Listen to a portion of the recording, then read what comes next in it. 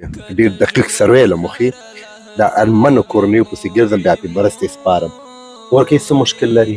اول اوسېدونکي زویجان د سخرود ولسوالۍ او دې ځای کې فعلي اوسېږو د بېسودو سره زویجانه، او ډېر مې مشکل دی. د اسمان د لاندې ځمکې د پاسه بغیر د الله نه زه هېڅ څوک هم نه لرم. غونډې مې سیاسرې دي، خاوند مې مړ دی، زوی مې زلمی نشته، او لا اله الا الله محمد رسول الله. په دغه دوکانونو کې ګرځم او کباړ مباړ ګرځم، راغونډوم، چا بوتل څکلی، چا پیپسي څکل، دغه راغونډوم.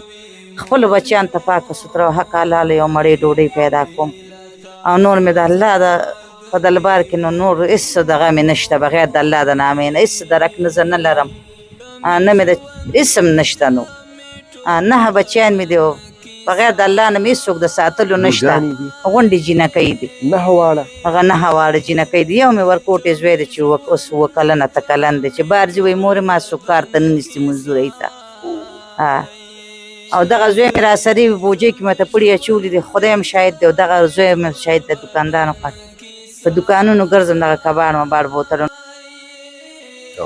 قدمونو دا کورنۍ تاسې ګوري چې ما څنګه کورنۍ انتخاب کړي، تاسې څه مشکل لري؟ السلام علیکم ورحمت الله وبرکاته.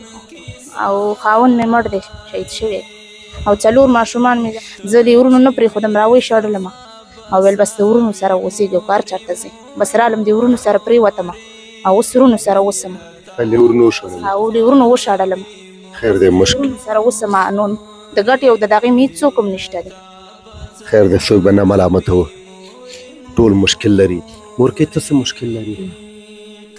زما دغه مشکل دی چې یو خو د دنیا نیستي ده، او یو د صورت نیستي ده چې ناجوړه یم، او بله مې زوی مې دی ډېر بېوسې دی، دواړه ګردې خرابې دي، غریب پروت دي، واړه واړه بچي دي، او زه په خپله ناجوړه یم، نه بېله یم. خو یو زوی مې دی هغه سره دی ورکوټی دی، بوتکی دی، غریب ځي کباړ راټولی، او زه د یو ځای نه ناجوړه یم.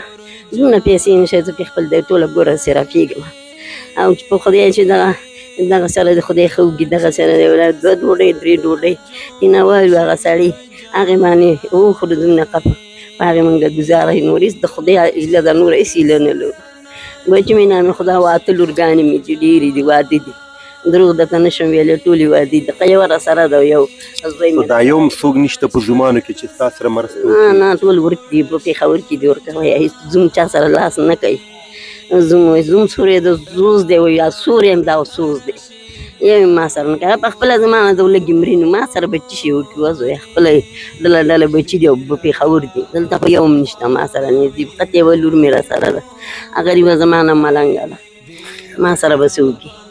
زویه نن داسې وخت راغلی دی، ای زویه، زوی د مور نه بېزګاره دی، او مور د زوی نه بېزګاره ده. دغه وخت زویه راغلی دی، وا دې ورېدو. نن څوک چاته لاس نه ورکوي، لاس دې بیخ کې غوسوي، دا خبرې نشته. پخوانی وخت نه دی زویه، اوس وایي چې سبا له مړ کېږي چې نن مړ شي ښه دی. وا دې ورېدو، ولې به یې لري دومره، ولې بیا نه لري چې زه د الله هیلې ته پرته یم، څه بیا کومه زه. او زما لورګانې دلته نشته دی، ټولې په پېښور دي، 6 لورګانې مې دغه یوه راسره څه ناروغ یې؟ زوی مې دی، زویه زما د خپونه شلی یم، 2 خپې مې شلي دي، درکۍ چې ګېډی نه شم، ټوله رپېږم، او د زړه تکلیف مې دی. دوا دې نه دی؟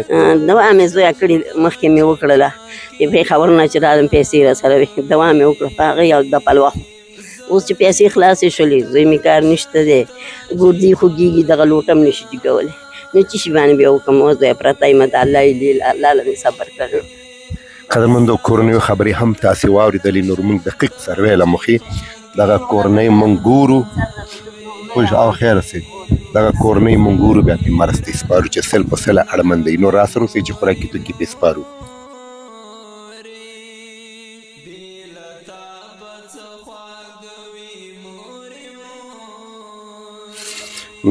قدرمندو دغه 1000 روپۍ سودا ده چې یو حاجي صاحب لخوا ورکول کېږي. 2 بورې اوړه دي، وریجې دي، 2 بوتله تیل دي، من بوره ده، لوبیا ده، چای ده، مالګه ده.